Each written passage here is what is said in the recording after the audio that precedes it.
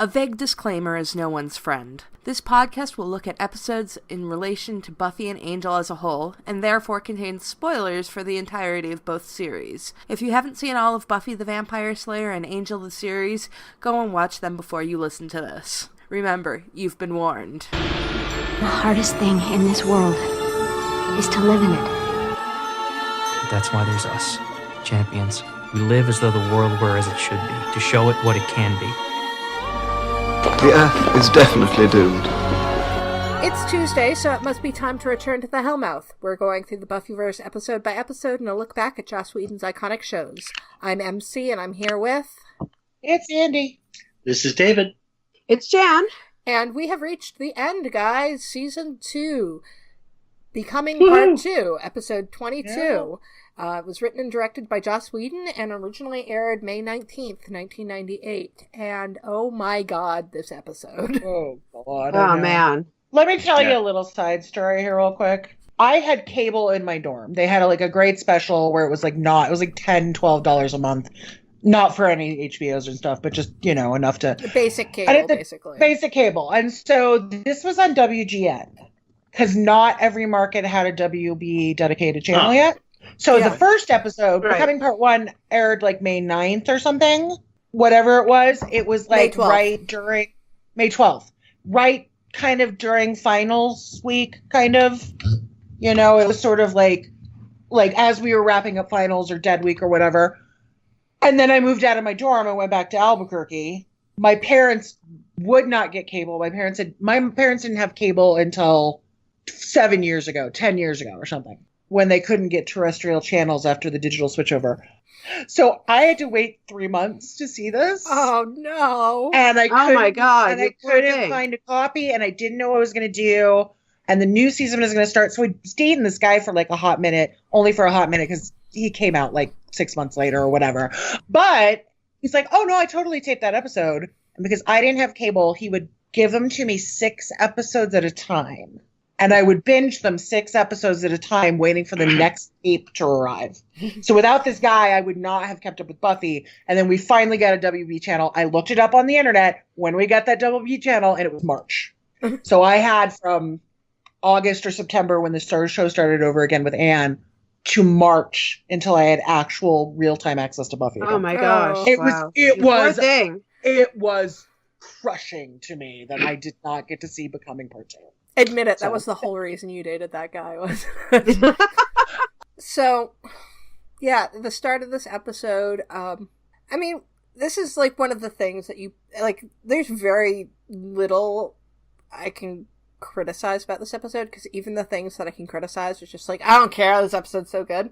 But one of the things I picked up upon, being very analytical about it, but Buffy being a suspect seems suspect to me. Even for the stupid police in Sunnydale, because Snyder will say later that they're terrible. Yeah, they're so. Next season we'll find out that basically the entire city government is under the thumb of the mayor. Yeah, but this was ridiculous. Yeah, but at this point, it just doesn't really. I have to say, as much as I like this episode as a whole, this first scene feels a bit ham-fisted to me. Ham-fisted is kind. Just like the illogic of everything going on here is just bizarro. Yeah, and they try to shoot Buffy when she runs away.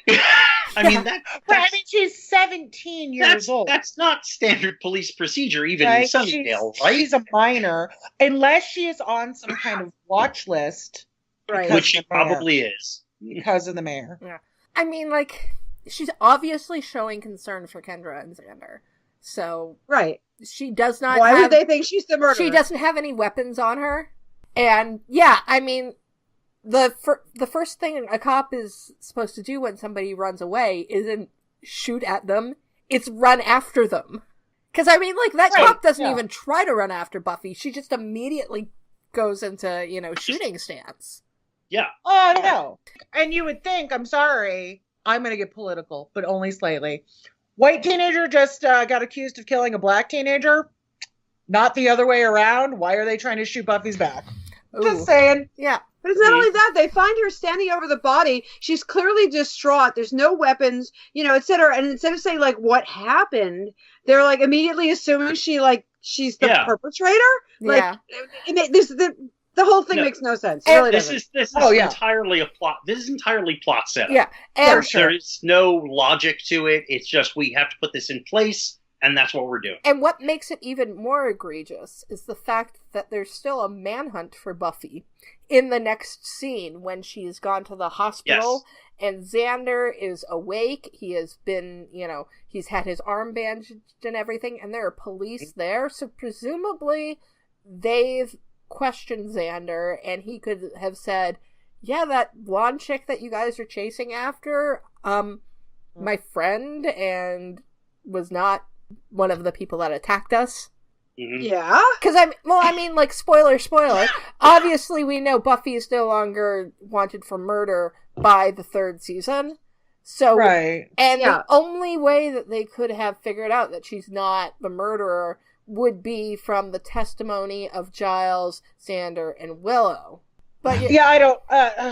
Also, my note was Buffy. That hat is really not hiding. No, it really isn't. My note is like we can add disguise to surveillance on the list of things Buffy's not good at. Yeah, I know. It's not. I'm going to throw on this, like, stupid hat, and nobody will know who I am. Yeah, it's like, to me, it was just like, is she just going to a grunge band show? What? Right? It's like, is Bush in town? I don't know. I thought she was really cute in that toque. She does, but it's not. But it's not. It's not a disguise. It's not a disguise. But you guys are making fun of her. No, I'm making fun of her disguise skills. Right? No, she's adorable. She's not Sydney Bristow, right? No, she is not. Nymphadora Tonks, she's not. And so Willow is unconscious in bed, and her parents are away. That is my note. It's like, what? Did you just leave your teenage daughter alone with no supervision? Like nothing. Like nothing. Like my mother made me stay at one of her friends' homes until I graduated from high school if she was going to be in town. Like, but my mother's a much better mother than Joyce, so, and and Ira and Sheila Rosenberg. Yeah, they're out of state. They are, like, not even, like, out of town. They're out of state. They're in Phoenix. Yeah, see, my parents, actually, when I was that age, when I was, like, 17, 18, at least college, they would let me stay alone, like, overnight or something if they went upstate or they went away, but I had to call in all the time, and I had to call usually, in, and at that point, my cousins lived 4 blocks away, so it was basically like, if anything happens, you call Barbara immediately. And they didn't just like pack up and they're in Phoenix, and she's just living the high life because she's. My parents didn't even want me to stay alone when I was in college, and they were awake mainly because they knew I was going to throw a party, which I did. But nobody ever got hurt at my parties. Nobody drowned. Nobody died. Yeah. Everything was fine. Okay. Nobody even drunk drove. No, there was no drunk driving even. That's a good low bar to set. I mean, you're like, you don't want to go below that. Anyway, moving on. Yeah. And not only are Willow's parents terrible, but Xander is terrible for not thinking that Oz might want to know how his girlfriend is doing. Oh gosh, I didn't call him. We've established that Xander is terrible. Well, but it needs to be mentioned. In adrenaline moments of panic, sometimes you don't think, but he's calm by this point. He's calm, He's talked to Buffy. But it's Buffy that says, should we call Oz, right? Buffy says, have you called Oz? And Xander's like, I didn't even think. Yeah. Yeah. Oh, you don't. No, Xander, you didn't. Yeah, as usual. As Giles would say, you have the emotional maturity of a scone. Yeah. It's a blueberry scone. A blueberry scone, you are correct. Though Xander might not even have those blueberries in there. It might just be a regular scone. And Cordelia comes in and proves just how much better she is than Xander by feeling guilty. Right. Yeah. She doesn't have a lot to do in this episode, but she's this quiet and present in the background. What can I do? Let me get that for you. She has one funny line later, and Xander shuts her down like an asshole. but she's really just this solid presence looking after her boyfriend, her boyfriend's emotional health, which you do, but she is also worried about Giles. She's also worried about Willow. I feel like you can look at this Cordelia and the Cordelia that we see in early season 3, and you really go, oh, so this is how we get to the Cordy that comes in on Angel, because there's a lot of people who are just like, I don't really know how Cordelia, did that big transformation. Granted, I don't agree with all of the decisions that they made with Cordelia and Angel, but you can definitely see that heart. To the first season. This Cordelia transitioning to the first season of Angel Cordelia is much smoother. There's other stuff later that I'm like, Saint Cordelia, but the transition there. Mm-hmm. Yeah. And she's lovely. And the Scoobies treat her like shit. Yeah. The Scoobies treat everybody who's not one of the core Scoobies. Yeah, like shit. Like shit. Yeah. Well, they don't treat Oz like shit. There's not a... Yeah, we can debate that later. Yeah, we'll get into that, particularly once we get to Wild at Heart, about how they treat Oz. Yeah. Anyways. And then they figure out that Giles isn't there, and we find out where Giles is, and that's under the tender mercies of Angelus. Yeah. Don't you fucking touch my Giles, you motherfucker. Of course that's your note. I know. Well, even if I wasn't, like, completely, gone on lovely Giles, I still, even when this episode aired, and Giles was a handsome older man, not like a symbol of lust for me, I was still just like, no, don't you fuck with Giles, don't do it, don't do it. Ooh. And the last time I tortured someone, they didn't even have chainsaws. Oh my god, that's actually a great line. Yeah. But... It's a great line, but I have to ask, are chainsaws really good for torture? Well, yeah, and I mean, haven't you ever watched The Evil Dead? I mean, just ask. Right. Well, he wasn't torturing; he was killing. Yeah, see, that's the thing. It's like it's good for hacking people apart and killing them. I don't know that it's good for. I think it's just the way Angelus sort of, and you see some of that Angel humor coming through there, the Angelus humor, and so I think it's. I don't think he's going to use a chainsaw. No. He mentions it again later, but it's more just this like, I'm a badass. Well, I mean, he could. I mean, you never know. And I mean, Angelus is an artist when it comes to torture, but so I bet he could do something quite terrible with a chainsaw and have Giles still survive. It's not the fine work, though, that Angelus is capable. I think he's a little like, let me do this with your fingernails and then your thing. Like, a chainsaw is like not a precision instrument. Angel in torture is awesome. I know. I'm sorry. We are dark and twisted human beings. I'm just gonna say that right now. Well, yes, and we're podcasters. I'm honestly surprised that Angelus has been Angelus. I mean, this is May because they say that finals are coming up, so it is kind of basically the same time. And Angel turned into Angelus at Buffy's birthday, so late January. So it's been 5 months since he became Angelus. And he hasn't tortured anybody in all that time? Well, maybe we just didn't see it. Well, I mean, maybe he was too busy. He said the last time he says he hasn't. Yeah. I don't know what him and Drew got up to. It was probably consensual. Well, so, yeah. I don't think they have a safe word. No, but I think it was consensual. No safe words with Angelus ever. Or Drew. Yeah, there's basically the only thing they've got going on there is consensual. There's no safe or sane going on. No. Well, and then Angelus is stupid. Angelus is stupid right here.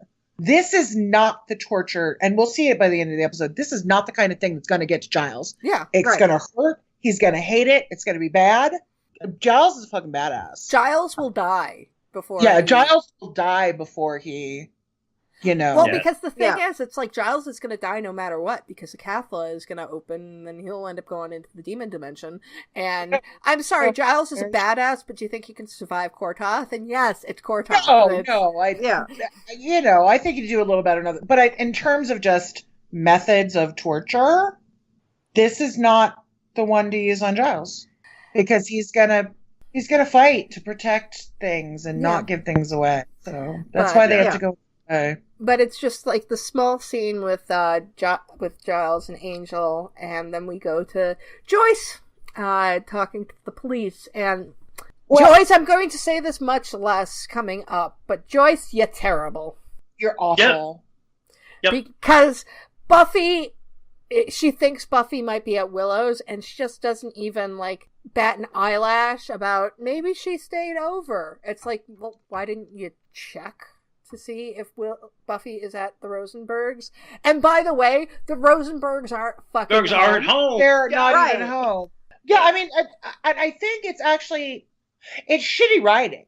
Yeah. Like, we criticize, but it's bad characterization that makes us, I mean, we break it down more in terms of a character and what we're seeing, but it is, I feel bad for Christine Sutherland for being that dumb. Well, it's the Watsonian versus the Doyleist. Right. Yeah. So, for sure. I mean, there is some things where we look at it where it's like, oh, this is bad writing, but then so much of what we want to do is look at things in universe as this is how the characters are acting. So this is terrible. She's I mean, I've seen worse parents in the world. I did work in social service. Like, oh yeah. But in terms of emotional, horrible, like, it's just bad. She's a bad parent. Yeah. No. And I will say this: I will be bagging on Joyce a lot in this episode because she does some terrible things. Terrible. But Christine Sutherland does a magnificent job. Yeah. Yeah, it's just crappy writing for, but good acting. But I mean, it's not even crap. It's not even crappy writing because I mean, there's a lot of this where Joyce is terrible, but I can understand why she is terrible in this moment. Yeah. So I wouldn't even call it bad writing. This little bit where she's not even questioning Willow's, Buffy staying over at Willow's, that's some bad writing. But one thing I was a bit confused on was Whistler appearing in the present day in Sunnydale. Okay. It's really random. Yeah. It's exposition dump. Yeah. Yeah. Yeah. Yeah, he's Giles. Giles is not there to exposition. Yeah. So they got to get a different character to come in. I mean, that is the Doyleist instead of the I understand like, and it the mechanism. It wasn't until I was rewatching these episodes that I realized, Whistler was setting up Angel for this exact thing. Like, it was always about the coming of a Cathla. I did not realize that until this time because Whistler actually mentions that in this scene where it's like, that he was. That's why he said he thought Angel was going to save us from a Cathla. My question, of course, is given that the only reason we see a Cathla become a problem is Angel. I do wonder what was going to happen that Angel would have saved everyone from a Cathla. The thing. It was always going to be like this because Whistler. Well, we don't have a lot of information about Whistler's abilities.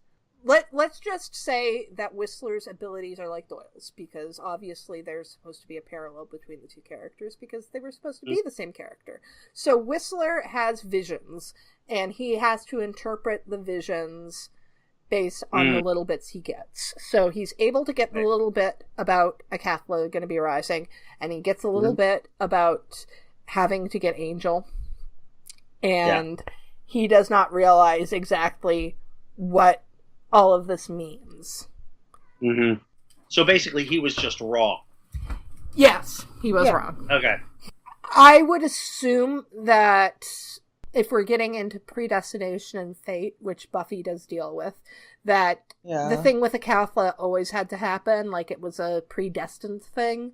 So the powers that be manipulated Whistler into getting Angel into this place. So I mean it's all very confusing, but actually when you break it down, I mean Buffy doesn't really get into predestination all that much because I mean they talk about Buffy's destiny and everything, but part of the thematic thing in Buffy is predestination and her, like prophecy girl. Yeah. Right? And breaking prophecies and I think both shows, Buffy and Angel, about this, but Buffy somewhat is about twisting a stereotype about girls and fighting and prophecy on its head and making your own destiny. Meanwhile, I think Angel plays predestination and prophecy a lot straighter.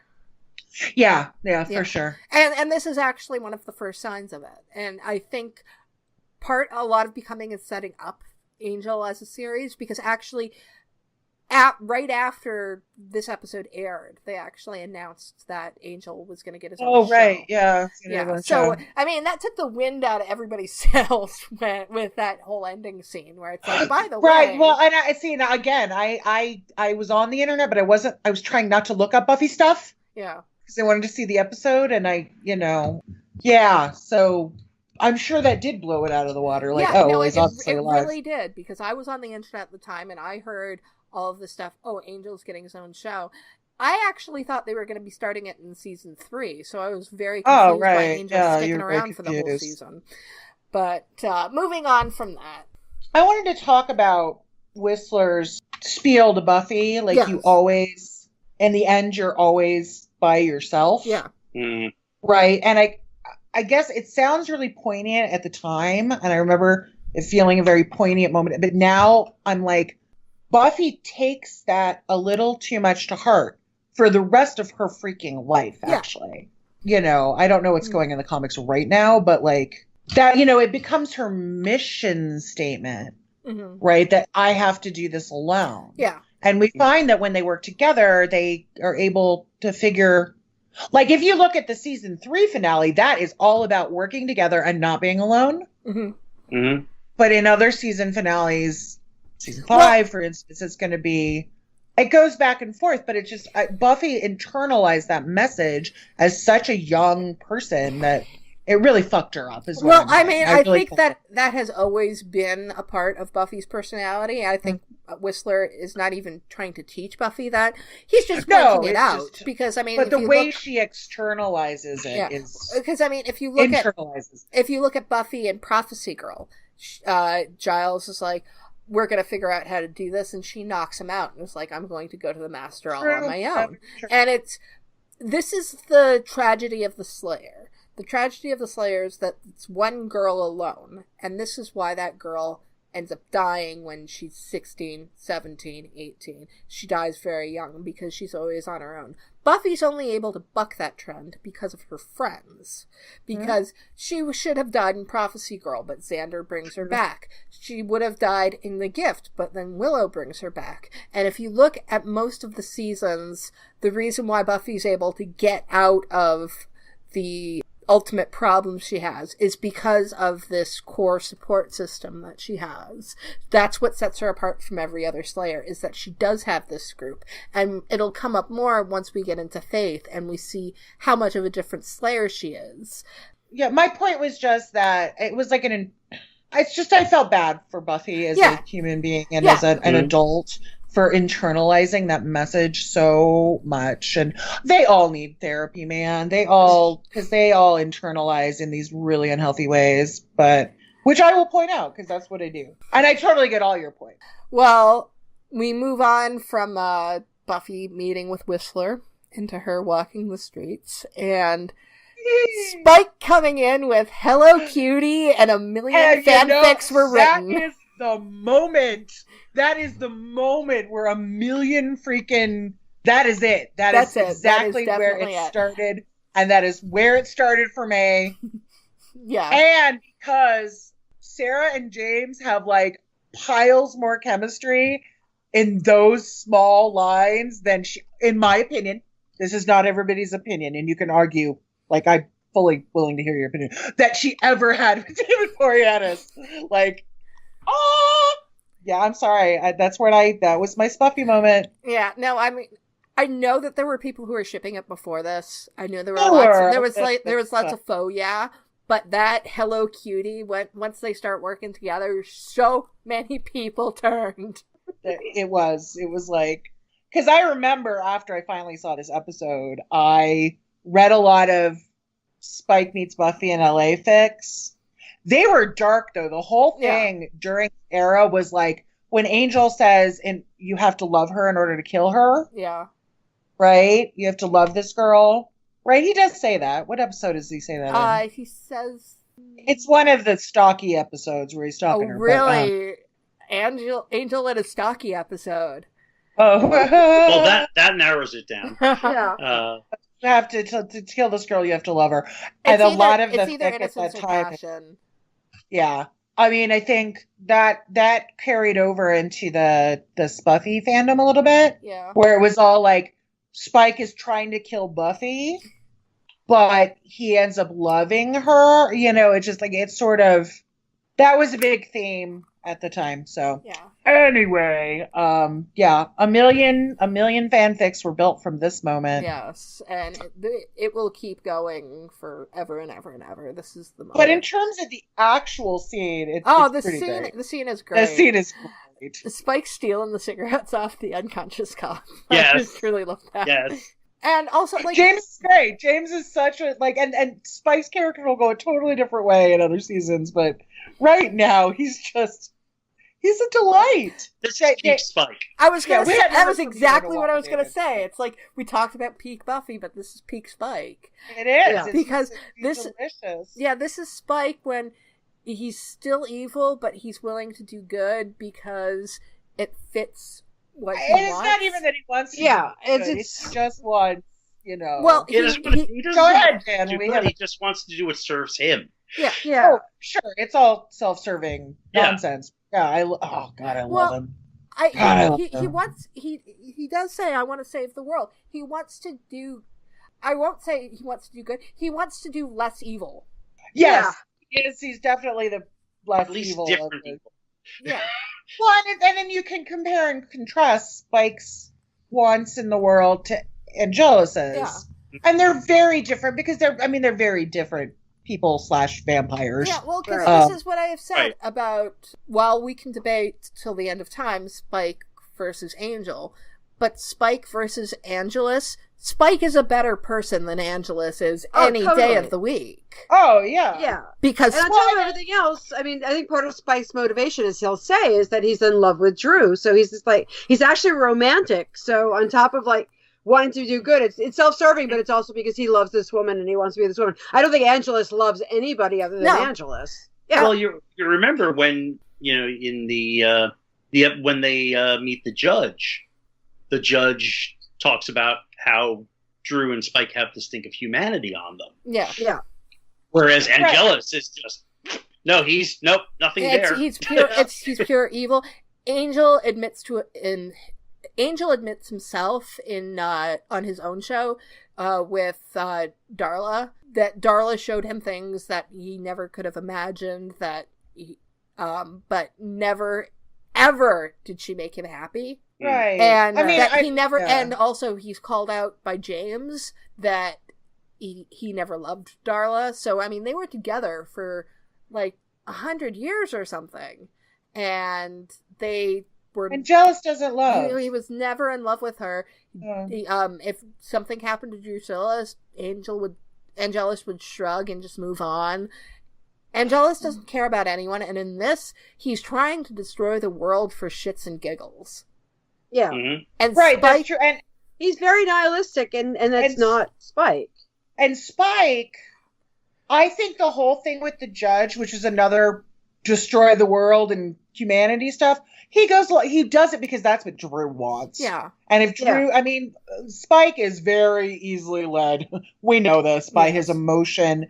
He's also a guy that he likes violence. He likes to incite violence, but he likes to incite localized violence, right? Also, he likes to he's like a soccer hooligan that wants to just in the moment violence instead of an overarching. And we'll see when Spike tries to make grand overarching plans, he fails every single time. Yeah. And also the plan with the judge is different from the plan with the Cathla. I think it's the difference between decimation and annihilation. Because the judge would kill some people. Right. The Cathla would destroy the entire world. True that. Yeah. True that.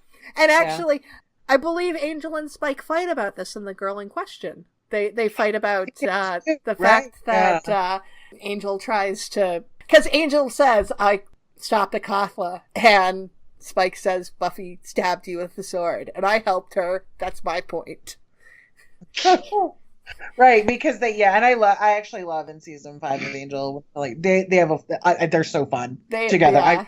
I love that Angel and that Spike together. We have so much time before we get to that. I know, but it's like a Martin and Lewis sort it's of so not even that. Like it's so good. It's a short scene with Spike. It's so great. Happy Meals with legs. Yes. Man United, is this the one where he talks about Man United? Yeah, or is that another Manchester United? No, it's in this, yeah. And he likes humanity because we've got Manchester United. Yeah. And that's why I called him a soccer hooligan or a football hooligan. Yeah. And he quotes the song "It's a Long Way to Tipperary." Sarah's also really good in this scene. I really love "You Want My Help" because your girlfriend's a big hoe. Yeah. I usually hate the woman on woman disparaging language on the show, but this is not one of those times. No. Like. Well, because it's not her calling. She's just so incredulous that Spike wants to help her. She's like, what are you like, I can't even is what the kids would say right now. Yes. I can't even with this right now, Spike. It's great.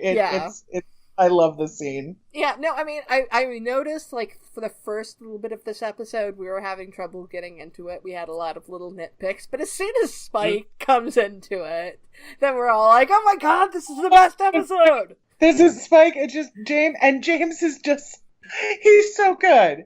And he's so good at the really menacing Spike, and he's good at, he's got great comic timing. Yeah. James Marsters has excellent. And David hasn't learned his comic timing yet, and it's a different kind of comic timing, and we'll see it on Angel. But also James Marsters had a lot of stage and classical trained.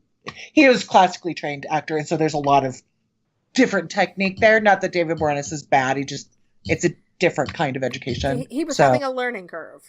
Yes, he had to learn on the job, and I think James did too, because he hadn't done a lot of TV or film, but he had some basic training. He was in the army of getting a BFA. But he's glorious. Yes. And we'll get more of him in a little bit. But right now we have Willow's waking scene. And Cordy, again, she's holding space. She's holding the moment. She's not taking, and it's this little thing of just her standing there. And she says that, I'll get it. I'll go. And she leaves the room so they can have the waking scene. But she's taking care of Xander. She's being there for him in whatever way he needs her to be. She's standing nearby, but she's going off to get something for him so that he can stay with Willow. And she's completely comfortable with it. And then we get Xander's little speech, and I don't know how I feel about it. Like, it's a sweet speech to say to your friend, but then with all of the other stuff that we've had with Xander over this season and what we know will happen next season, I'm uncomfortable with it. Yeah, I was wondering if that actually was a little bit of foreshadowing about what's going to happen with them in season 3. It's like all of a sudden he has this, like, I don't really necessarily say romantic, but he suddenly has this weird epiphany, and it's like the most inappropriate, like, wrong thing. And it's just like, shut up, Xander. I mean, it is a beautiful speech, and Nikki delivers it really well. And I think if it was just that speech without the other implications and her saying Oz when she wakes up and Xander's face sort of falling, like, if it was just the speech, compare and contrast the speech to the Breaky Crayon speech, the Ellie Breaky Crayon speech that he will have in season 6, which is it's a lot of selflessness and real love. It's pure. It's pure, and this still has some.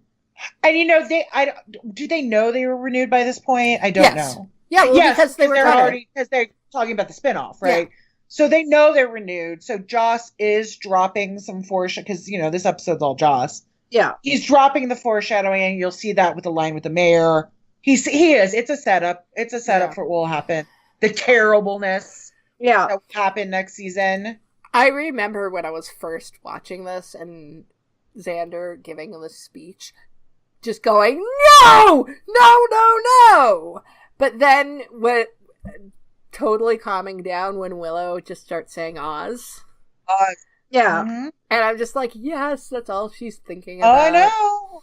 No, that's what And can we talk about, I mean, jumping a little ahead a little bit, but when Oz comes in and just like the little like moments, the little like physicality between Oz and like, my heart was melting. That was like the sweetest thing. And just like, it's like, again, Seth. And it's just like the two of them together. It's so cute and so sweet. And that's why I want to like smack Xander, because I feel like he's trying to cock block that suddenly. And it's stop it. I mean, unfortunately, it's because we know where it's going to go. So, right. Again, you're watching Cordy be like incredibly good and kind and loving. And this sort of, again, it's a sweet speech. If I was sitting by y'all's bedside, any one of you, and did it just like that, and be like, I love you, it would have been what it would be, right? Yeah, it would have, And if you asked for, if I was sitting by your bedside, MC, and you asked for Jan instead, I'd be like, hey, she's right here. She's right here. Because I'm pure at heart. Xander is not pure at heart. No, it becomes like, once again, it's all about Xander. And, and then when Oz comes in and she's like, my head feels big. Is my head big? He's like, no, it's head sized. Like, I love that, but it's head sized. Yeah. And that cute little kiss to the forehead.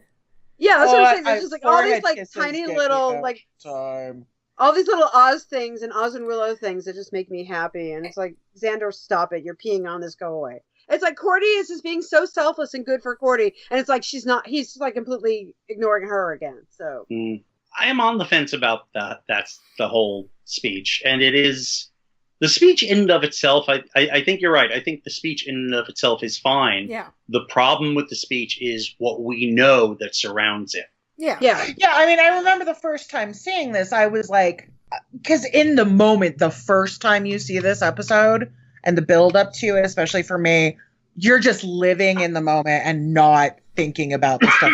The podcast. Well, the stuff we need to think about. At the moment, I just thought it was so sweet, and I cried a little bit. Well, in the moment, I was very upset about it just because of that end. I love you, because it was obviously not a platonic thing. And it made me really mad that they were obviously setting up some sort of love triangle / rectangle or whatever you want to I didn't think I wasn't trapezoid. I think it's a trapezoid. Okay.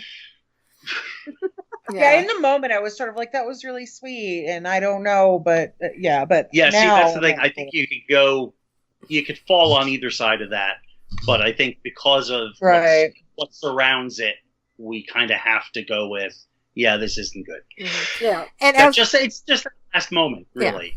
Yeah. Because the bulk of the speech is fine. Mm-hmm. Yeah, it's just when the way he says "I love you," and I think even without knowing where it's going to go, there's just something off about it that doesn't sound platonic, and it does suddenly sound like this like weird romantic sexual epiphany that it's like, no, this is not the time for that. Mm-hmm. Right, and then his reaction when she asks for Oz, and then so from there on, it's like, And Oz, for sure. As Jan pointed out, Oz is wearing a bowling shirt that says Larry on it. I didn't write any of them, but a couple of people did write fanfics based on that. Okay. Of course, the thing is, it's like ridiculous because that people would write fanfic based on that, because it's a Seth Green sized shirt. And Seth Green is nowhere near the size of Larry Bagby. I can't fit into Seth Green's clothes. Like, even at my thinnest, because I'm a couple inches taller than Seth. He's a hobbit. He is. As I told you this in another episode, the term we made up for guys like Seth is Frodo-tastic. Copyright TM Andy Rigler, 1999. I would say that's 1999. When Seth was in the movie Party Monster, and he played James St. James. I remember that. James St. James lent the movie makers a lot of his actual costumes, and he apparently got really pissed off that they had to shorten a lot of them for Seth. Well, James St. James is a huge dude. Yeah, right? Seth is like, I don't even know if Seth is. I think Seth's like my height. He might be an inch or two taller, but he's a little dude. So basically Seth and I are the same height. He's 5'4", that means he's 5'3". Right, exactly. He's 5'4" with like his hair spiked up and like Right, I'm a good 3.5 inches taller than Seth Green, and I would still date him in a heartbeat. Well, I wouldn't, because I love you, babe. But just theoretically, I would still. Yeah. Oh, I would totally, but he and I are of a height, give or take, so that would. I dated tons of short dudes back in the day, and I usually go for taller dudes. Short, tall doesn't matter to me. as long as they're like funny and kind and Yeah. lovely. I mean, I have a type. Believe me, I have a type. But my type is normally taller, but when it comes to somebody like Seth or Oz, I mean, it's more personality than looks or height or body type. And on from that. Yeah. So we get into the next scene, and I'm sorry, Andy, we got to talk about Angel torturing Giles. Poor Giles. I'll sit here and cry. But Giles is such a fucking badass. He is a badass. I wrote in my notes. Badass. And he uses the word pillock, and that makes my toes curl because I love the word pillock. I always love the word pillock. So. Yes. And also, that's so Joss. That's Joss being like, I want to get away with saying, I am an Anglophile who wants to say a naughty word on American TV. On TV. And he does it with Spike all the time. Yeah. So Well, in the opening credits later on, he does the 2-finger salute. Yeah. Right. I know. Like, I think censors would get that more now. Yeah, I think so. I think they would.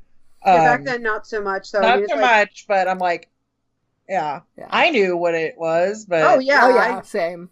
Yeah, Giles is an utter badass, and just his dark and he is. Okay, so I'm not going to sit here and cry. I'm going to sit here and go, my baby is a badass. Yeah, I would also venture a guess that there must have been like a million Hurt Comfort fics that like this spawned because it's just so. I don't remember that. No, Giles Angel was not a. Yeah, no, I'm not even saying the ship. Just like people writing Giles Hurt Comfort because he's just like he looks so good, all battered and bruised. Maybe there wasn't a. Maybe platonic Giles Buffy of her comforting after the fact. No, because she goes to LA. Yeah, well, part of the problem is, one, I didn't read a lot of Giles-centric fic at the time because I was 14 years old, and so Giles was, like, way too old for me at the time. And meanwhile, now I'm just like, yes. And 2, I think a lot of the fans were younger, so Giles was not particularly centered around. Okay, there's gonna... After Buffy graduates, there's going to be some Buffy Giles and one specific author that was sort of did all the Buffy Giles, but I don't think there was a market there was also just a story about Giles. Once they got rid of Jenny, they people didn't really ship Giles and Joyce yet, so there really wasn't anybody to pair Giles with at the time.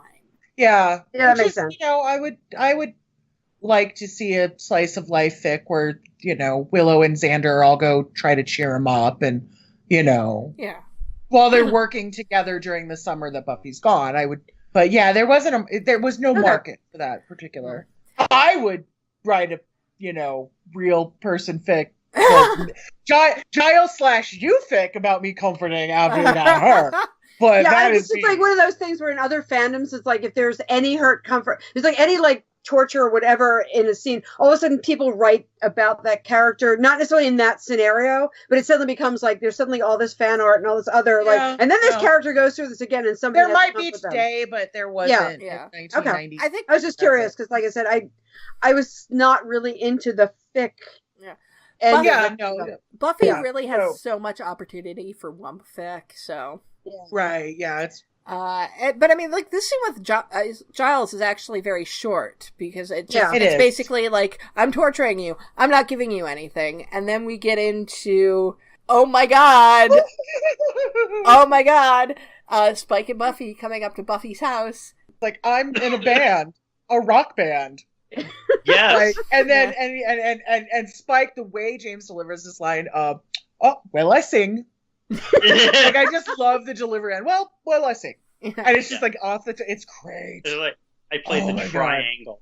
No, there's a lot of that. The Spike says she plays the triangle, and then she says drums, and he's like, "Hell on the old skins."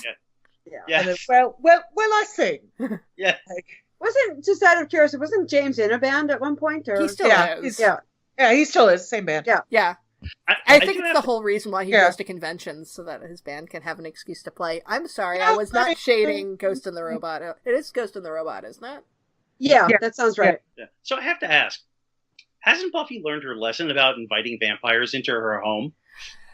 Well, but they know. And more to the point, why is she going home at all? Okay, I think she was going to get weapons.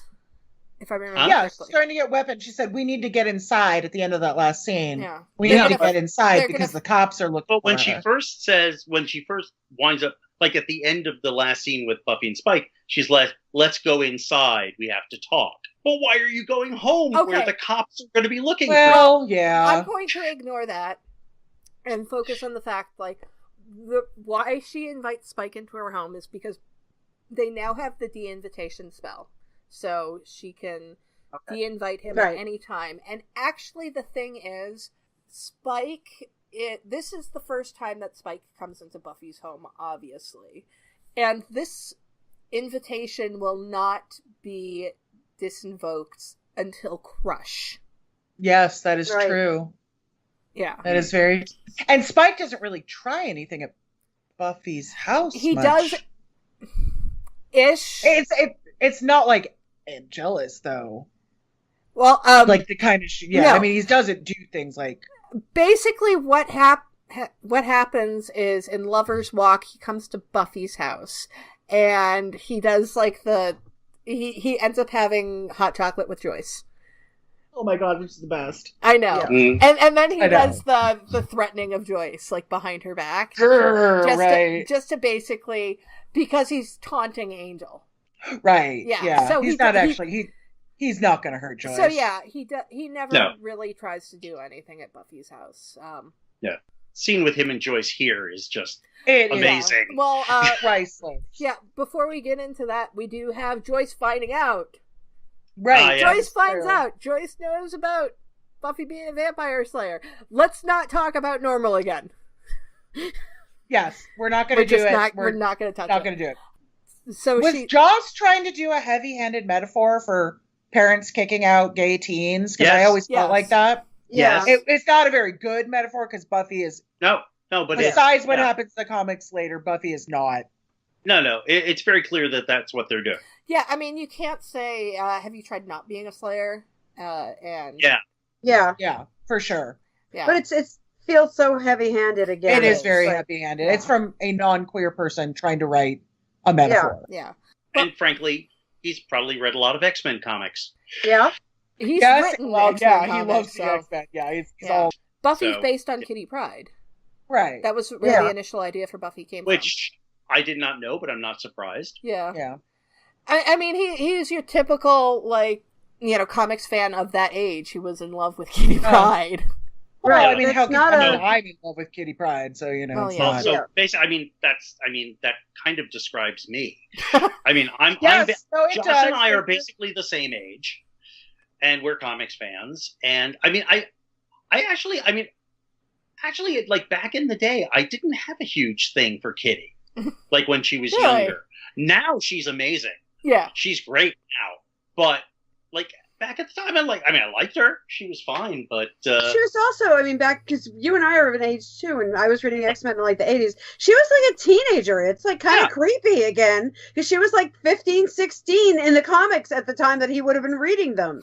You mean Joss being creepy about teenage girls? Never! I know. What am I talking about? Which is, I will say, the vast difference. You're the same age, David, but you are a hell of a lot bigger, better thinker about these issues. There's that.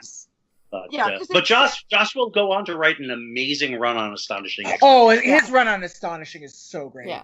Anyway, welcome to the Kitty Pryde podcast. Well, Joyce finds out, and this is seriously, Christine Sutherland's acting in this is fantastic because she's her amazing. face when she finds out is so brilliant, and the scene of her and Spike sitting awkwardly in the living room. That is, I live for that scene. There was a small portion. It was a very small, rare pair part of the fandom. Joyce and Spike. Yeah. It was super rare pair, but it was out there. Well, we know Spike's got mommy issues. Oh, he does. But also does. Joyce is gorgeous. Well, yes. Yeah. Like Christine Sutherland is gorgeous. Mm-hmm. Like I've said this before, it's great casting her and Buffy. Like they're but again, his comic timing and Christine's comic timing. Oh, it's so good. Yeah. It's well directed. That scene and the way it's blocked and the way it's done and directing of the actors is really, I live for that scene. This is the start of I'm sorry, I'm quoting. It's the start of a beautiful friendship. It is. Yeah. It's going to be a small recurring theme. It's a small thing up until Joyce dies. And even then, he's like, there's going to be that scene. Her. Yeah, from outside where Xander jumps up his ass. Yeah. And he says, I liked the lady. And Willow even says, there's no note on this card. It's not even, he's just here bringing flowers. Yeah. And there was a great fanfic series. It was a Buffy fanfic series, but they did like a short one-off in between stories where they talked about, it was Spike going to Joyce's grave and sort of it was gorgeous. It's in the Wayback Machine because they never put it. A lot of people have taken their stuff from this time period and thrown it on AO3. Yeah. But it was. And oh, wow. Yeah, Spike was just, Spike and Joyce is quite the. And this is just so funny because Joyce, with her, have we met? Yeah. You hit me with an axe one time. And then her next line is, so, are you from Sunnydale? Yeah. Like, she's trying to make this awkward mom conversation, and it just does know how to bring the comedy and the pathos all at the same time within minutes. Yeah. It is genius. Yeah, and I mean, you're talking about James's comic timing, but when Buffy comes back in and explains what's gone on, and Spike's true bag to Slayer, good for her, though not from your perspective, I suppose. It's so good. I love it so much. But even that, and I love the scene when they're actually just going back like an inch, when they're talking on the front porch, they're already super in sync with. Yeah. Right after they kill the vampires, right? They're already super, like, in sync with each other and doing orders and talking back and forth and what's going on. And that's when Joyce goes, what is happening? Well, I think, and this is probably one of the reasons why I shipped Buffy rather than Bangle. And I'm sorry to the Bangle shippers who listen to this, but probably with as much as we've ragged on them, I don't know how many of you are still listening, but Buffy and Spike get each other better than I think Buffy they do. I mean, I mean, they're so problematic, and it was a problematic ship all the way through, and I acknowledge that. And most of this Buffy I read now is post-series stuff. Yeah. And that's because I don't want to read about teenagers having sex at this point in my life. I'm too freaking old for that. Yeah. So I seek out, like, post-series, 10 years in the future, what's going, some interesting stuff. So, yeah, I mean, it's funny. I mean, to me, I'm one of those people that I like things before they became canon. I don't actually like it when they actually got together and that, but this kind of unrequited, weird, like, dynamic. Well, and they're not even there yet, but like, Drew, but that's what I'm saying. I can see people shipping them then, but when it actually happened, that's when I actually wound up, like, loathing it because I didn't like. Drew will point it out. Drew pointed out that this is the moment that she lost Spike. Yeah. Right. Spike will point it out. This is the moment. This isn't unrequited yet. This is unrealized. This is just misspoke. But that's what I'm saying. When the potential is there, it was when the actual shipping happened on screen and the problems with it that turned me off completely. Yeah. But this part of it, like, actually makes me happy. So yeah. And it's not even shippy for me at this point. It's just like, this scene is just amazing. Yeah, they've got great chemistry together. I'm trying to think. Was it the episode Out of My Mind that Spike first realized that he had feelings for Buffy? I can't. I think it's like episode 3 of season 5. It's when he has a sexy dream about Buffy. Yeah, I think it's Out of My Mind. I think it's like when he gets like the chip operated on. Right. Yeah, it's when he's trying to get the chip out and he's with Harmony and he's Anyway, sorry.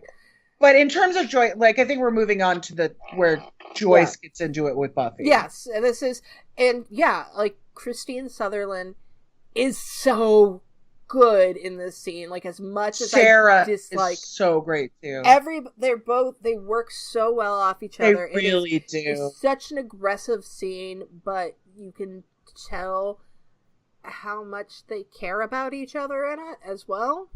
Yeah. Well, in Buffy's speech that she gives Joyce about, wishing she could do anything else, wishing she could be studying even, is very reminiscent of the speech she gives to Angel and Giles in Prophecy Girl. Yeah.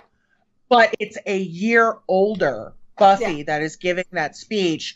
And, a lot of times in between being 16 and 17, kids grow up real fast at that age, but a regular non-slayer, non-savvy worldy person is not going to grow as much as Buffy has, but Buffy's had this, she's had this year to even grow. And so even though that speech is reminiscent, it's also showing maturity and growth from one season finale to another season finale. And honestly, I can understand why Joyce would get a little pissed off at Buffy in this scene, because that whole dismissive have another drink.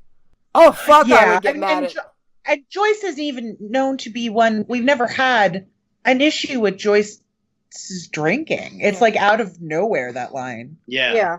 I know Joyce enjoys a good glass of wine, but there's never been any hint or that Joyce is dealing with things by getting drunk. Yeah. Yeah.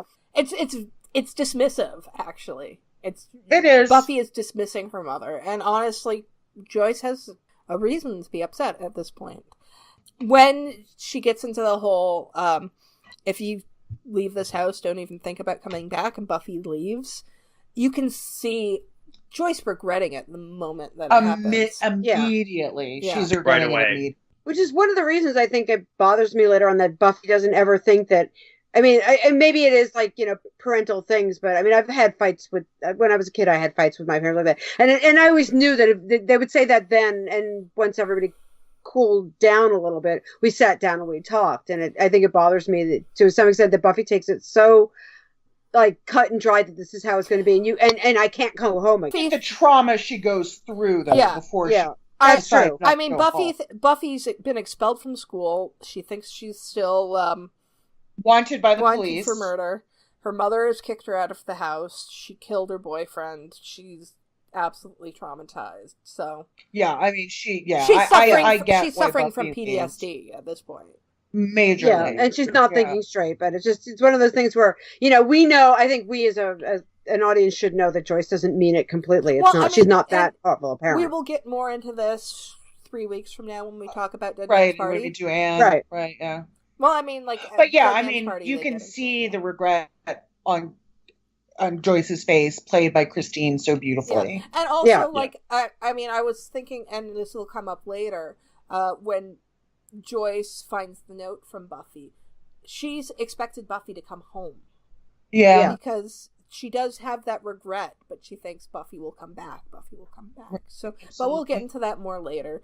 It's a beautifully played scene between two actors that are firing just on all cylinders and working off of each other, which is what I love about this show. Yeah. These actors, and as someone that is trained in that, there is a real scene partner thing happening. It's not just I'm going to give my lines and then we're going to turn the camera around and you're going to do your shots, and they are obviously working together and using, they're great. Yeah.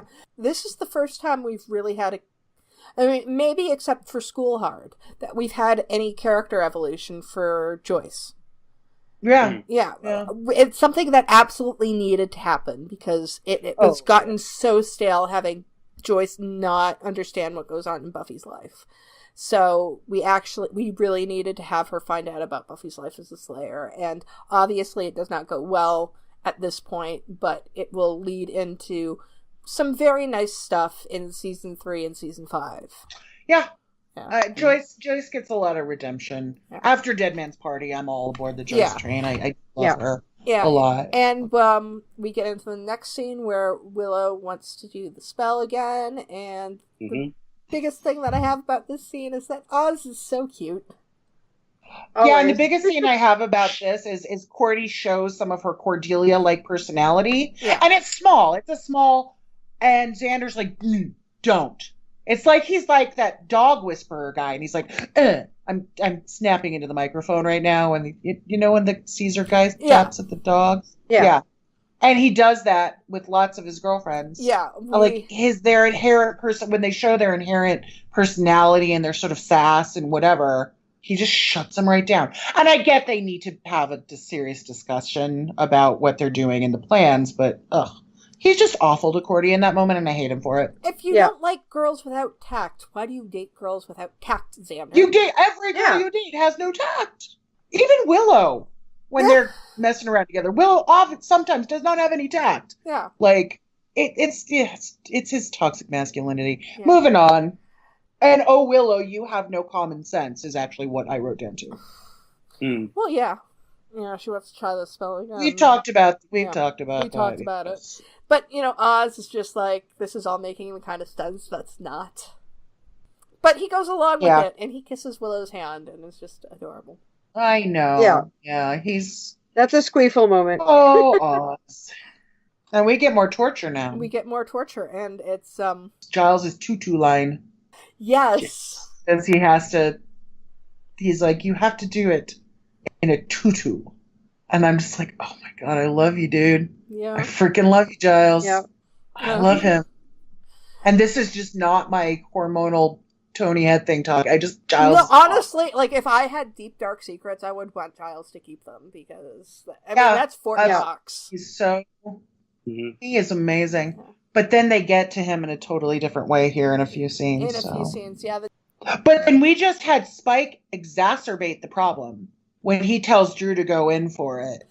Or am I skipping ahead? I can't remember the sequence in what that happened. Oh, yeah. He's like, Drew, come here. I think Drew comes in and then we have a small break. Yeah. So, but we also see Angel say, "Where's the chainsaw?" And Spike also knows that Spike made the deal with Buffy, and Buffy said, anything happens to Giles, Drew dies. Drusilla dies. Yeah, so Spike is looking after himself. He exacerbates it, but at the same time ameliorates the problem with, you know what I mean? He does a Spike thing. Well, he's trying to do one, he's not a strategist. It's like Spike always is working from, the seat of his pants. And he's not, he doesn't know that the ritual is going to be that simple. That is just going to be that. No, he just doesn't know. He just thinks that, okay, I'm going to make sure this guy isn't killed. Yeah. Because I don't want Drusilla, Yeah. Yeah. So. No, and I mean, like, anyway, being someone who loves Giles, I'm glad that Spike was just like, don't use the chainsaw yet, Yeah. And then we get into the next scene, which is Snyder at peak Snyderness. Oh, Snyder. I wrote, I want to punch him so bad in the best way. Like, he's not he is the guy that you love to hate, and you just, every time he shows, we just say this every time he shows up, we're like, yeah, you are awful. Yeah, I love Armin Shimmerman for being so awful as Snyder. Oh, he's so great. I love him. Yeah. And if Buffy's retort of like, you never dated a single time in high school, did you? Yeah. He's like, what's your point? What does that have to do with anything? Yeah. Which I've said before, I'm pretty sure that Snyder's vendetta against Buffy has nothing to do with the mayor. I think it's entirely because there was a pretty blonde girl in his high school who turned him down. I think that's part of it. Oh, yeah. I know it. Yeah, I also stand by my headcanon that he thinks she's a demon. Or some kind of... I mean, she is a supernatural creature, but she's also just a girl. Yeah, I think he thinks that she's... If you get into the whole lore of the Slayer, then the Slayer is part demon. Yeah. Right, but I mean, I think Snyder has a different idea about... He thinks Buffy is the villain because he does not have the information to know that she's the hero. Snyder so the actions... Yeah. Well, I mean, you're always the hero of your own story. Snyder thinks he's the hero. That is true. But I also think the mayor and the higher-ups in Sunnydale have given him some information. And he's twisted it because he doesn't like the pretty blonde girl. But I think that's the thing is, like, I think Snyder at this point has gotten to the point where he enjoys his inner turmoil. Yeah. It's true. It's what drives him. It's his, driving motivation. It's his motivation. Yeah. He likes being, I actually think he likes being this, what are words? Like this sort of trolly old ball of anger. Yeah, and I think it makes him happy to be a trolly ball of anger. He feels like this gives him power. And it does. Buffy, he's a power-hungry guy. And Buffy at this point is just, I guess nihilistic is the right word. She is just completely given up on having her life at all. And that she is just willing to just brandish this big ass sword in front of Snyder. Which is actually pretty great. It was pretty great.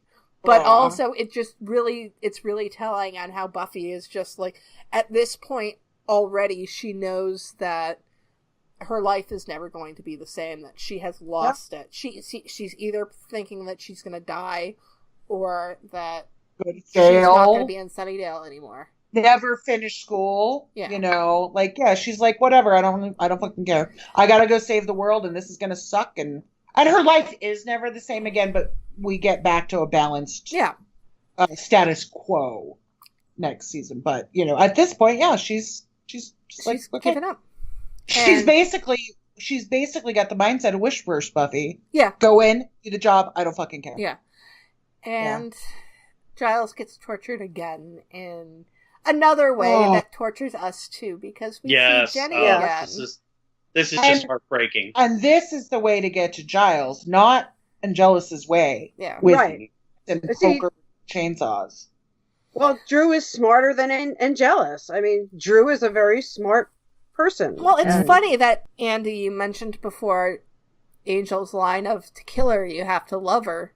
This is almost what they're doing with Giles here, that, you know, getting to his heart is the way to torture him rather than, you know, torturing his body. And Giles is still in the middle of pretty recent grief. This isn't, you know, it's been a month or so probably at this point, but it's not been long. He is still in that. And he's also been strong for the kids and still doing his job and having to, like everyone does, you know, when you have a loss, you're still trying to live your life, but it's, oh God, what they do to him. Yeah. And Tony's performance and Robbie's performance as Jenny Drew, as Drew doing Jenny, Robbie's performance is really great too. And her hair is amazing. Oh, yeah. And, but they still manage to fit in a little bit of funny with Angel and Spike. Watching them make out. I mean, because Drew's like, I'm into this. She's like, I was a character. I relate to Drew. I say this every time, right? I relate. I would not stop kissing Giles either. Sorry, honey. I love you so much. I just said that, yelled that to the back room where my lovely partner is sitting. And just the look on Giles's face when he realizes what's happened. Tony. Oh, there's so much great acting in this. Yeah. Oh, yeah. Even as much as I hate Xander and am suspicious of Willow at this point, every one of them are just... Joss really is that kind of director who can get a performance, like the highest level of performance out of this whole cast. That is one of the things he's really good at. Yeah. Speaking of hating Xander... I'll speak to you. This is it. This is it. Huh? This is peak. Xander is horrible. Oh, this must be why I have a comment here that says, fuck you, Xander. Mine just says, Xander, you're the fucking worst. You're the fuck. Like, I have fuck you, you're the worst written over and over again. Me too. And the fact that she tells you not to come with her. Like, Buffy specifically gave orders. I know she's not really a general, but she gave... Yeah, Buffy... And he does it anyway. Buffy gave orders, but then Willow told him to go, to tell Buffy that is true. She's that doing is this. And then when he shows up, spell. Right. Buffy just takes him along. Yeah. Well, and he lies to her on top of everything here's the thing. Yeah. Xander was supposed to go specifically to tell Buffy that Willow was doing the spell again. Right, and then immediately he does not tell her. Like, the only reason he was supposed to go there, and granted, Buffy does find a reason for him to, you know, go get Giles. But Xander is just... Yeah, and I am so mad about this. And the fandom was livid. Like, I mean, like, as much as we've talked about how much Xander is the worst... Up until this point, fandom was pretty okay with Xander. But when this happened, there was such a churn against him. Like, you wouldn't believe. And people were always waiting for the other shoe to drop. And it doesn't until season 7. And then they barely... It's even barely... then, there's no actual confrontation over it. It's just like, what? Total karma Houdini. And it's just... Yeah, there's never... Oh, God damn it. Yeah, and like I said, they set it up to me. It feels like it was set up back in, Killed by Death, that he wants Angel dead for so many reasons. He does. And then it's like... And he fucking lies to her. That's like the ultimate, like... Sure, no matter what... Yeah. Because that fight scene between her and Angel would have gone down an entirely different way if she was trying to stall for time so the spell could work. Like, right. Yeah. I mean, it has to be the cat. Buffy, as a plot device, cannot know that Willow is working this spell. Right. But right. It's She the shittiest cannot way, know. and it taints... To me, it taints Xander forever and ever because he lies to her, and instead of caring about her, what she needs, or the world, it's all about him and his ego and how he personally feels about Angel. And to give a shout out to the Bengal shippers, like when they go, when you do canon Divergent AU instead of like AU in a coffee shop, right? There was a lot of stuff where Xander does tell Buffy, and so she's able to save Angel before she doesn't have to send him to hell, and what they do in LA, and shout out to Bengal Shippers. Some of those were really good stories. So I mean, if you look at what Xander does on a cosmic scale, because I'm going to talk about the cosmic scale of Buffy and Angel a lot because I'm a huge nerd, but no. I know, right? You never would have suspected. You're shocking me. I'm sorry. We're doing an in-depth podcast on all things Buffy the minutia. Yeah, we're all gigantic nerds. But okay, so Xander basically does not tell Buffy specifically because he wants Buffy to kill Angel. If Angel had not been brought back, the first Evil and Jasmine, either one of them could have done it. They both kind of take credit for it.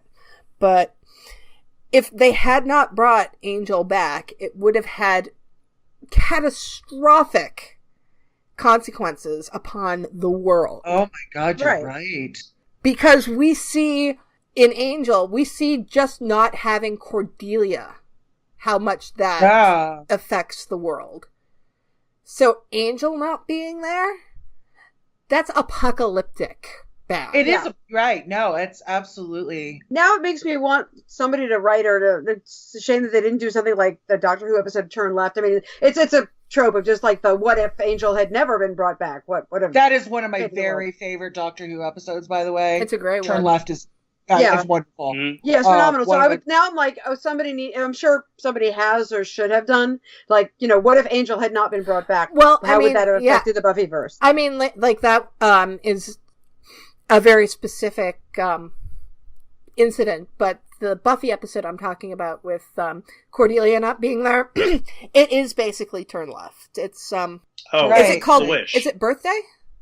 Oh, Birthday! Yes, it's Birthday over an Angel. Yeah, sure. Okay, that one I haven't seen. Yeah, so. and it very much is Turn Left because it is. Yeah, it is. I mean it's a common trope, but it's a good one. It's like and you know that Russell T Davies loves Buffy. Buffy, yeah. And Angel. A lot of his tone. And I don't mean that in a bad way. Basically, no. He submitted it. I mean, Buffy Rose is in some ways Buffy, and then later on Torchwood is basically Angel. So because I mean, like the way it's set up in Birthday, Skip, who is Cordelia's spirit guide, says, shows her on a screen, like the moment where she meets up with Angel again, and he's like, "You go this way and meet up with Angel, but what if you had gone that way and met up with this casting director? Right. And here's how your life would be different." It's a really great episode. It's a great. I love that one quite a bit. Good. But yeah, I mean, like this is like the cosmic, where everybody needs to be into a specific place. Angel's a champion. I mean, he is not there yet. He is not done cooking. But what? He's not. It's the metaphor. The cookie metaphor. Yeah. It works for everything. It's also a Doctor Who reference, so yes. Yeah. But he will eventually be a champion of the powers that be, and Xander put all of that at risk, and so fuck you, Xander. We should we didn't know what he was doing, but but still, great points, Emcee. Yeah. Very great points. But to should we just change the title of the podcast to fuck you, Xander?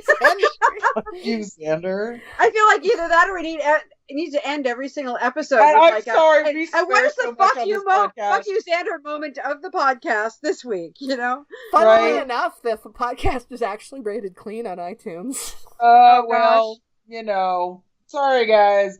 You know what? People that are listening by now know we swear on Blue Streak, especially when talking about Xander. Have foul mouths. Oh, I could make a sailor blush. Oh, I know. Funny. Anyway, I mean, I am quite loquacious at times, but the thing is, I've actually heard that writers have worse mouths than anybody.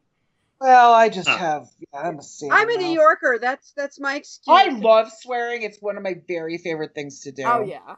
But to move on to the next scene, so we have Willow attempting the spell, and I want to know where the fuck the nurses are at the hospital again. Right. Oh, you know, with the Sunnydale police and even when she wasn't waking up, I think there would be more monitors and things, and it's. Well, that's the thing. I mean, I just realized we never see a doctor or nurse in that room. No, not at all. And I mean, like, they thought she might have brain trauma. Like Willow was in a fucking coma.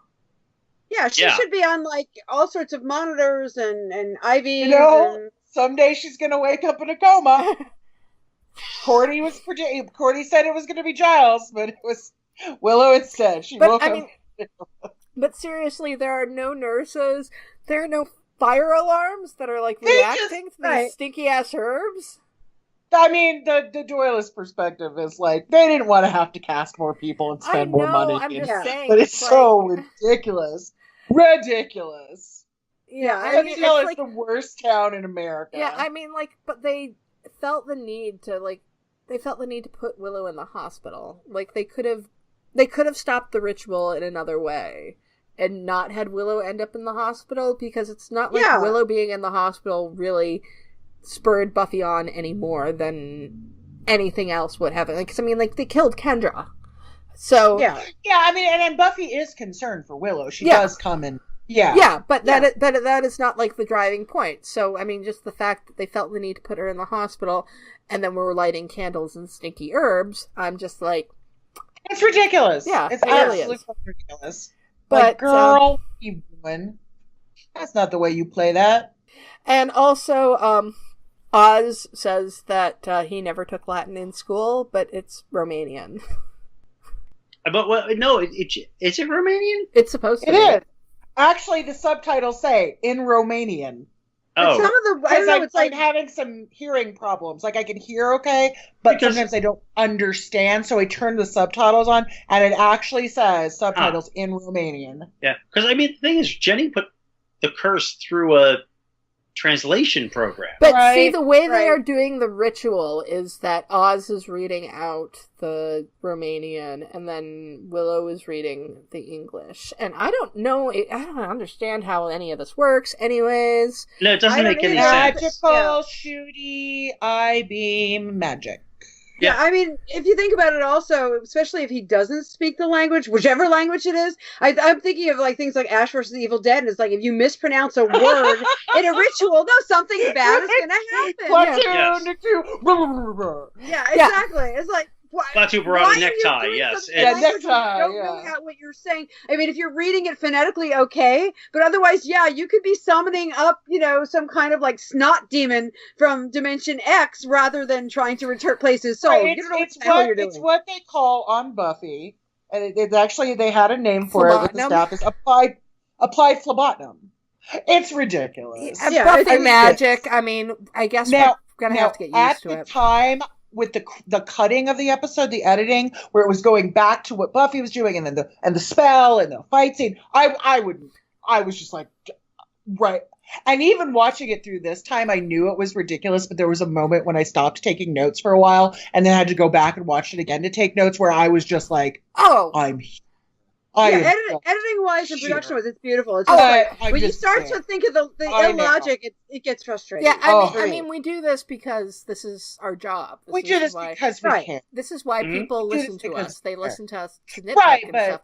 But this ending is so fucking tight. Oh.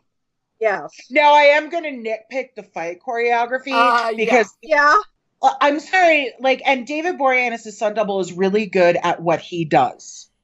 Except for looking like David Boreanaz. Right. He looks like at one point he had a ponytail. I mean, I don't think he did, but his hair looked bad. He branded. He looks like Xander. Yeah. Like facially, he looks like it looks like Xander fighting. So in the moment when I first watched this, I was just so into what was happening and so emotionally invested. But going back on rewatch, when I rewatched with friends later, we played a drinking game through the first spot the stunt double. Yeah, it's pretty awful. So much of the fight is done by the stunt doubles, and I know. Joss was not a talented enough director at the time to be able to cover it up better. Because, he does wide shots of them fighting, and Angel's stunt double has a receding hairline. And looks like Xander. But I'm saying, when they do the overhead shots, you can see, this bald spot. Oh, yeah. Yeah. It's terrible. It's bad. It is a badly done. I mean, the fight in itself is really high stakes. Yeah. So I appreciate that. I appreciate the cross-cutting to Willow doing the spell, but man, it's bad. It's bad stuff. And it gets better. But Buffy gets better about it later on, but it's not until at least another 2 seasons where it's matching is better. And I'm glad it's not just me, because I was like, okay, I'm noticing this. I'm like, am I being too critical here? No. This has been a quip in the fandom for years. Yeah. No, again.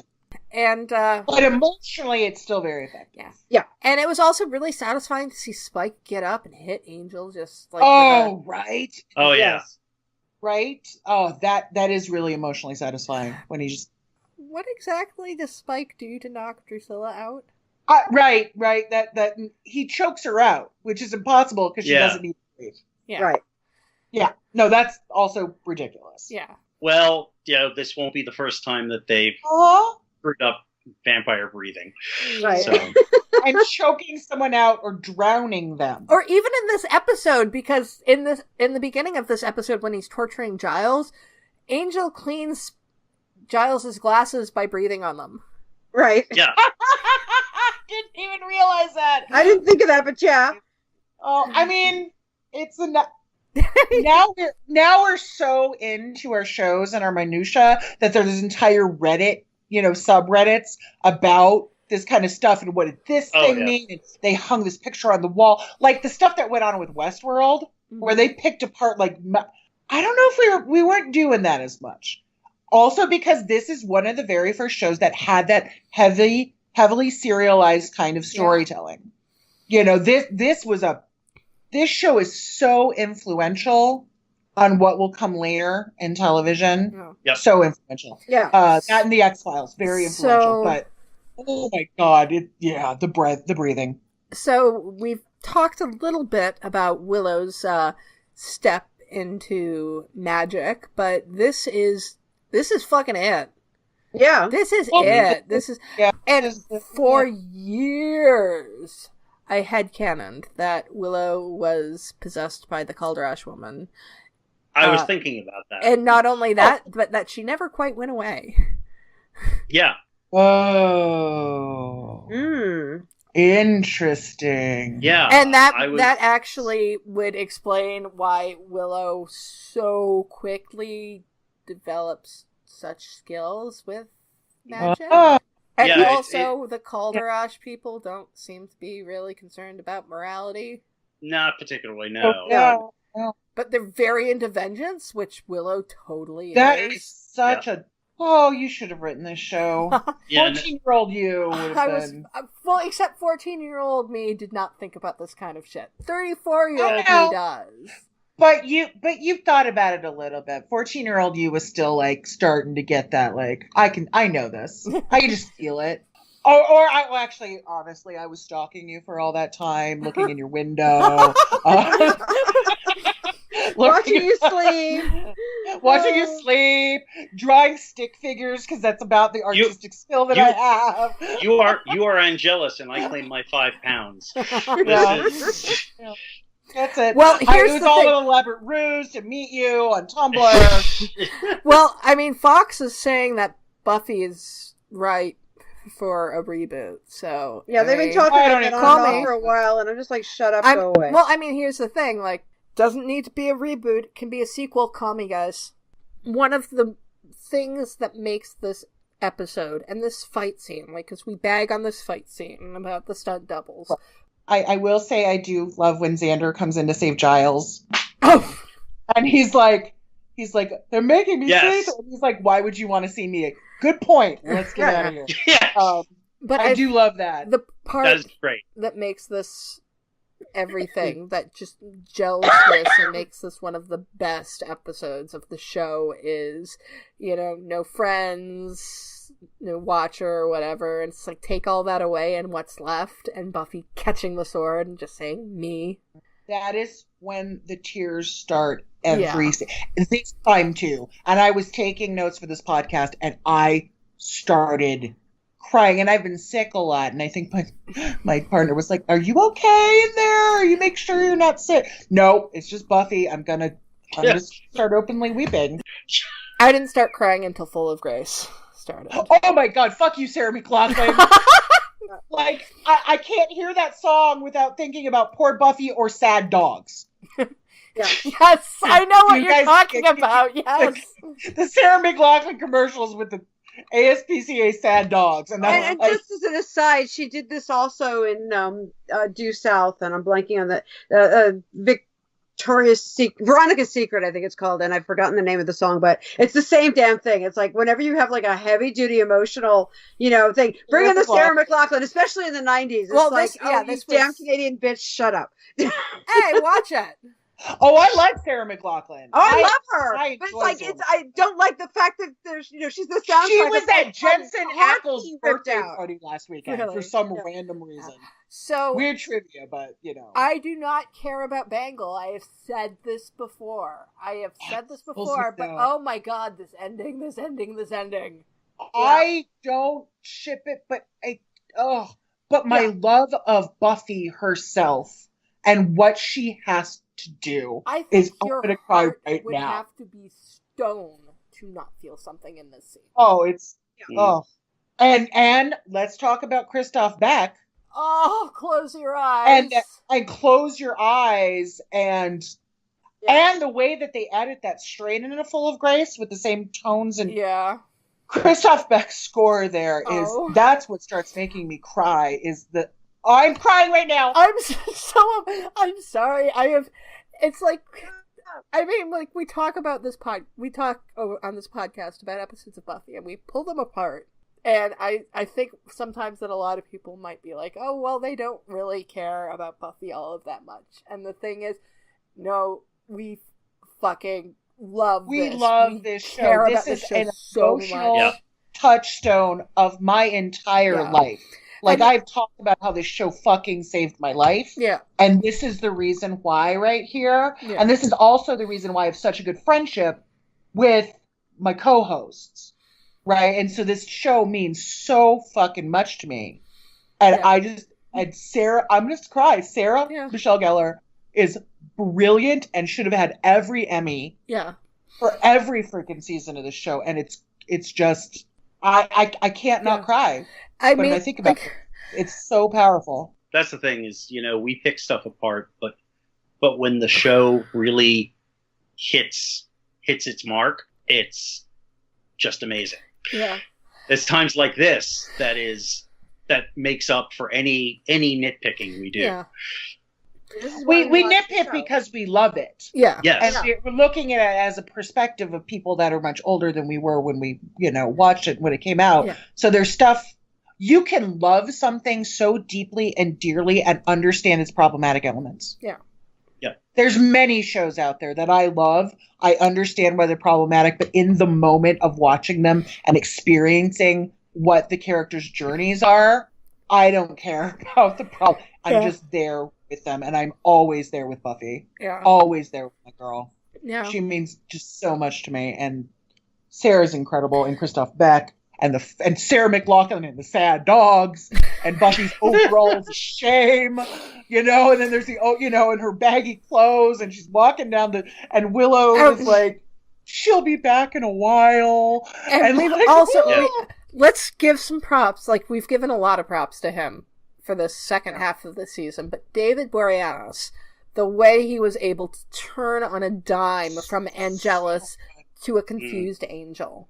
Oh, and the tears, oh my God, it was like, it's just like, I'm not even a huge Angel fan, but I absolutely loved him in that moment. It really is like an amazing, and just the confusion, and it's etched on his face, he doesn't get, I think, as we said, was it last week, 2 weeks ago, we were talking about the fact that, he plays a lot of like big, like macho hero, good guys, which is great, but the fact that he gets such a range in this thing and he gets to do something different. Angel is a very vulnerable person. Angel himself as a character is a very he's so problematic on Buffy, but when he gets to Angel, he's a very thoughtful, a little emotionally. Oh, I am waiting 22 episodes. 22 more episodes where we can get to him and I can really like him as a character. Because actually, I'm sorry, I'm going to be complaining about Angel a lot. I am too. In season 3, because once we get to the point of this is a doomed romance, it's just he has no purpose, really. Yeah, but anyway. But right now, let's talk about Sarah Michelle Gellar / Buffy's eyes when she realizes that Angel is back. And not only that she realizes that he's back, but realizes what she has to do.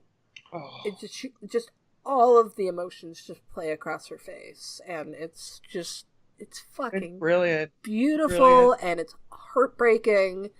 And this is why 20 years on, there's still a strong fandom, but also that the media, the mainstream media, has really picked up on it's on lists of top shows of a generation. Yeah. It always is. It's always within the top 10. And sometimes it ends at number 1. And it even more than stuff like Lost, which is sort of Lost is not. No, Lost was It's not. I know, but like that fandom has gone away. People aren't discussing that in the same way that 20 years on we're discussing Buffy the Vampire Slayer. That was a hot show to dissect at the time. Yeah. And fun, but like this is why we do this. I was going to say, but I think one of the reasons Lost is not discussed now is that everybody got so disgusted by the end of it. It became such a hot mess that people stopped caring. I mean, but this has lasting impact. Yeah. People are still... Like, I listen to other Buffy podcasts, and the people doing those podcasts are 18, 19, 25, 26, and they weren't even around to see first run, even at 14, like, Emcee was, or 22, like I was. There's people out there that are just, they love it, no matter their age and who they are, whether they're 50-something or 70-something or 18. This ending, full of grace, and the ending where everybody is, and like this is the point where I was really crying when Full of Grace was playing, and everybody was talking about, well, maybe she'll come in school tomorrow, or maybe they've gone off. But the way that Allie says that, she says the way that Allie, because Allie's brilliant at this, says she'll be here in a while. And even more, the sobbing starts even more the minute that happens. Buffy watching them and getting on the bus, and then that bus just driving down that lonely street. Right, and then they're seeing the sign, and then it's like the end. Like, this is one of the most perfect season finales of all. Yeah, it's beautiful. Yeah, this is why this is my favorite show still. Yeah, and they will always remain my favorite show. I think there are others that I love just as much, but not in the same. Talk to me about Jane the Virgin in 20 years and still how I feel about it, but like, this is it. Buffy's it. Buffy's always been it. Buffy's my thing. So last thoughts before I start crying again? Okay. Well, as I said earlier, it was right after this episode aired that they announced that Angel was getting his own series. So much for so much for the suspense of not knowing if you I mean, there was absolutely no suspense. Angel will keep his soul until the episode Awakening, which was in season 4 of Angel. except for one brief minute in season 1, but that doesn't count because he didn't actually lose his soul. It was just momentarily suppressed. But yeah, he'll lose his soul in Awakening, and he'll get it back from Willow again in Orpheus. 2003, Sarah gave an interview with Entertainment Weekly where she announced she was leaving the show, and that's where she said that this was her favorite episode of all time. I can see why. And this is number 7 on Joss Whedon's top 10 list, according to the last Sundown featurette on the season 7 DVD. And this is the final episode to be shot in 16 millimeter. Okay. Starting with So Anne. we're not going to, that's the graininess stops when Yeah. you get to season 3. Yeah. Starting with Anne, it's filmed in 35. So they got rid of the graininess. That makes sense. Nice. Yeah. And Sarah McLachlan will appear again, singing the prayer of St. Francis at the end of season 6, because they love putting her in the finale episodes. Well, I mean, come on. It's just, In the episode Sad Dogs. Sad Dogs, an ASPCA commercial. So, brought to you by Buffy the Vampire Slayer. And yeah, for music, we had Sarah McLachlan obviously singing Full of Grace. And Right. Christoph Beck did Waking Willow, Vision of Jenny, and Close Your Eyes, which is the Buffy and Angel love theme. But also that he did all that music during the fight thing, the really cinematic score. Well, these are the ones that are named. That they named. Yeah. Yeah, not just like fight scene music. So, final thoughts on Becoming Part 2. That I can't hear Sarah McLachlan without being triggered and thinking of this episode. Yeah. I mean, there are other Sarah McLachlan songs. I own this album. I actually went back and listened to this whole album, Fumbling Towards Ecstasy. I own it too. It's still a really good album. It's good. But it's like, that's like, it's so 90s that like so many shows use her stuff for like these big emotional things, and rightfully so. But it's it's a heavy duty thing. Yeah. And Sad Dogs. So And it does. It gives me it's a little trigger. Sarah McLachlan's voice will get me a little Sarah. But I love this episode. It's in my top 10. Yeah. It's a great episode, and it's a great season closer. I mean, it just hits home at the end. It just, for all the nitpicks we have, in the end, it just really works. I think it is probably the best Buffy season closer. I love a lot of the Buffy season closers, but I think this one is probably because it is the most, like we said, peak Buffy. And world changing. Yes. This rocks it's really, everything. Yeah. Season 5 comes pretty close. Season 5 does come close. It's sort of just barely neck and neck. Yeah. In season 5. But yeah. Next season finale is a really fun season finale. Yeah. Like it closes in a really fun way. Yeah. But this one is that emotionally charged. Yeah. I think it's great. So next week, since we've reached the end of season 2, we'll be taking a look back at the Spike, Drusilla, and Angelus storyline as a whole, and the best and worst of season 2. So until then, I need a hug. That's the first time we got that, right? Yeah. Yep. Yeah, so everybody, I need a hug. I need a hug. I need a hug.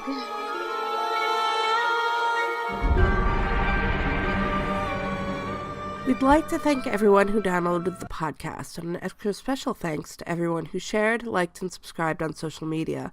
If you'd like your questions or comments read on the show, you can contact us on our website, returntothehellmouth.com, on YouTube, Tumblr, and Facebook at Return to the Hellmouth, on Twitter at HellmouthReturn, or on email at returntothehellmouth@gmail.com. We'll be sure to read your comments on the show. Be sure to rate our show at iTunes and Stitchers, and check out our show merchandise on TeePublic and Redbubble. See you on Tuesday for the Season 2 wrap-up. Grr, arg.